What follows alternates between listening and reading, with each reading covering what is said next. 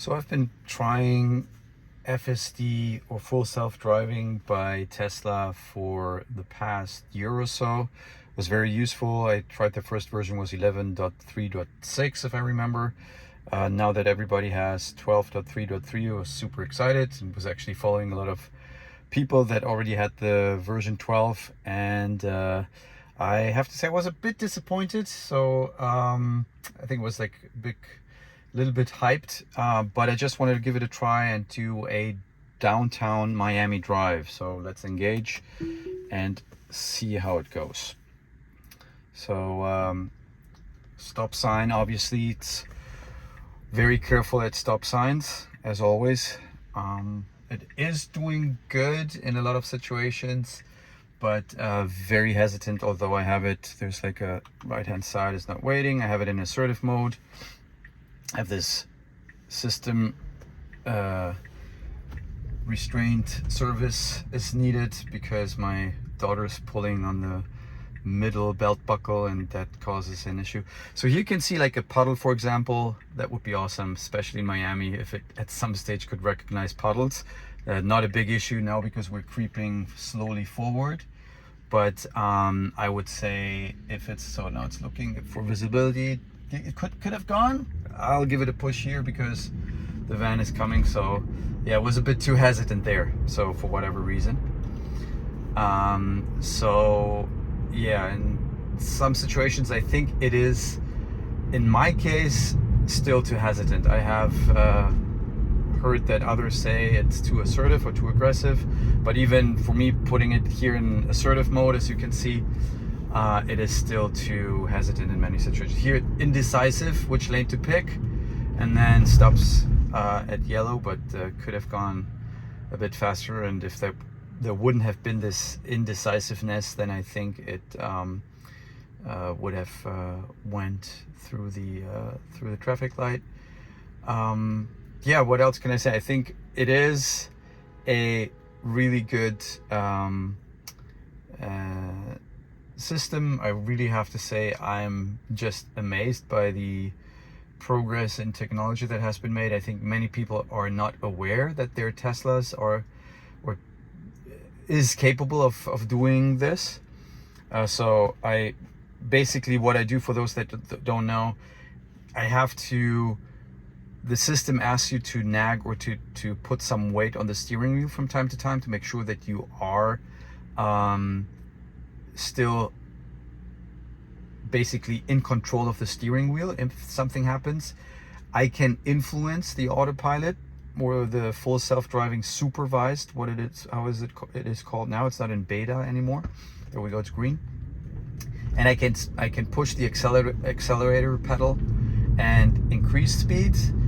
The autopilot will stay engaged. Now it's moving to the right for whatever reason. Okay, because it thinks it has to go to the right. So now it's asking me to apply light force to the steering wheel. And it's going 25 miles in a speed limit of 20, which is appropriate. Nobody's going 20 miles per hour here. And it picks that speed by itself because it has the automax setting that I've set in settings. Now it should move over. It shouldn't go to the right, but should go straight. So let's see what it does. Yeah, it picks over, goes through the line, which officially shouldn't be done, but it's doing it like a real human, and stops here at the red light. So yeah, so if I push the accelerator pedal, it does move forward. So for those that don't know, I think 90% of the people watching this might know FSD really well already. I'm mentioning it nonetheless. And it doesn't disengage, so the autopilot still stays active. You can see that at this blue steering wheel on top. That is that autopilot is engaged, and the D for drive is also blue. And then you will see a blue line in front of the car when it starts driving. If I push the brake pedal, the autopilot will immediately disengage, and I have to take control over of the car again. Same if I really put a lot of force, or not a lot, but I just maneuver with the steering wheel and give it not only a slight nag, like letting the system know that I'm still there, but like move it to the left or to the right more intensely. So again, I think it is doing a good job in comparison to version 11, which has been, according to Tesla, based on 300 or 300,000 plus lines of code that now have been removed, and is basically end-to-end neural net based how it makes decisions. So it's like completely AI based. It's fed a lot of videos, or millions of miles of videos, as I understand, and it learns from those videos which the best decisions are to make in certain traffic situations. So here it's going 30 in a speed limit of 20, which is okay. It moves over to the right, although we have a car behind us, but far enough that it moves over.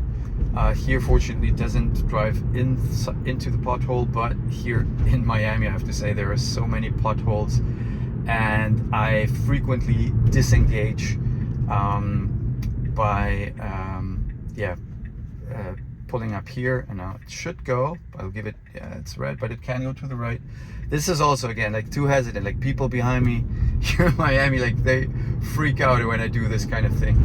But yeah, anyway, so I kind of really feel embarrassed not to push the accelerator pedal there, but then it went. So what I do right now, whenever it's hesitant, I just step on the accelerator pedal a bit,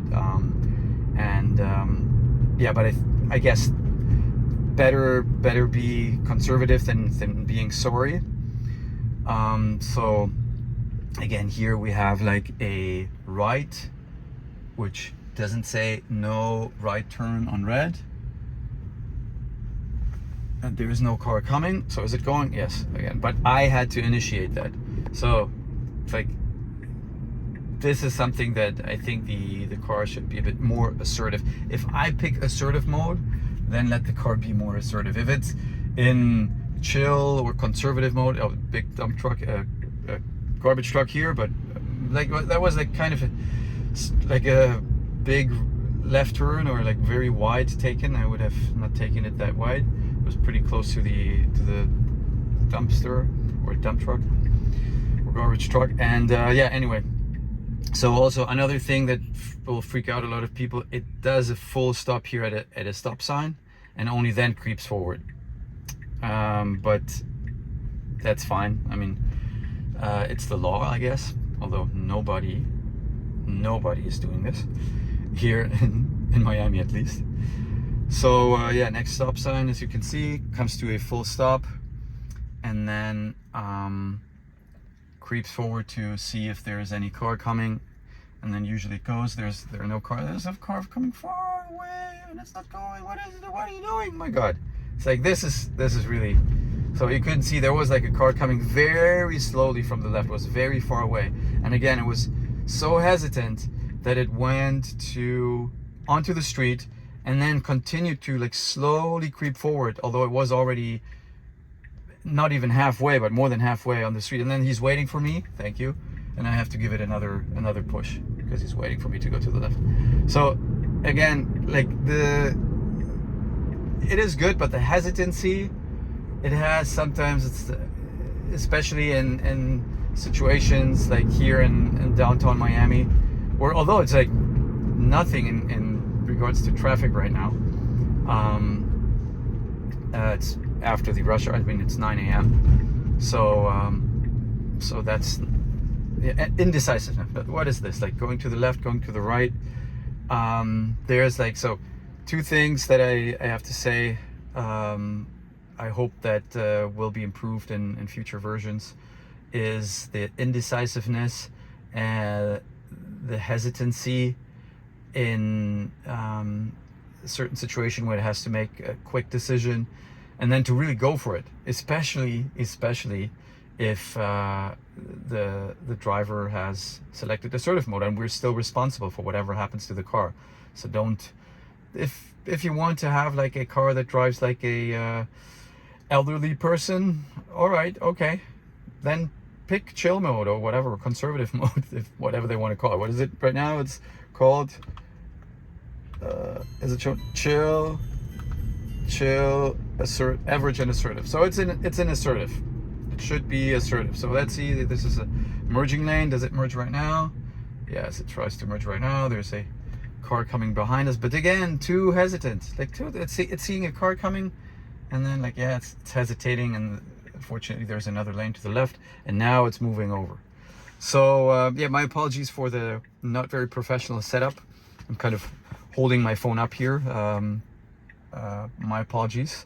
Don't have a GoPro or any fancy setup, but I hope that this shows the way that full self-driving 12.3.3 is performing in downtown Miami, which might be interesting for some of you. Yeah, I have to say, I think, again, maybe 90 to 95% of the people watching this already are full self-driving veterans or are using full self-driving for a while, and are aware of all the pros and cons and the advantages, disadvantages of full self-driving. But I am surprised. I think there might be, I don't know, maybe 90% of people that own a Tesla and don't even know that this is a thing. There are some tests out there, like the wife test. Like, for example, I showed this to my wife, said it's finally the ChatGPT moment for Tesla has arrived. That's how I kind of announced it to her. We have full self-driving version 12, and now everything will be better. So I took her for a spin. And was she any more impressed or not compared to version 11? So she hated version 11. She said, no, please just don't put it on. She didn't even say please. I mean, she was usually not happy when I turn on full self. She would always say, can you please drive yourself? That's what she was doing. So she was so she was doing that with version 11, and now with version 12 maybe it has gotten a bit better, but I would say more, maybe just because she's more used to me engaging autopilot or full self-driving from time to time. I think it's just that. It's not because there has been any, what should I say, like for her there's no perceived improvement. I asked her did she notice any improvement, but she didn't really. She said no, not really. No, and I asked her, I think the most important question that I asked her, would you use it? And she said no. Absolutely not. Yeah, mind you, she's in her 30s, and I mean, she drives well, but yeah, is she like a big technology geek or anything like that? No, she isn't. She's just a regular person. Like, maybe, I don't know, I would say more than 50-60% of the people that own Teslas, I would say they're necessarily technology geeks or interested in technology that much.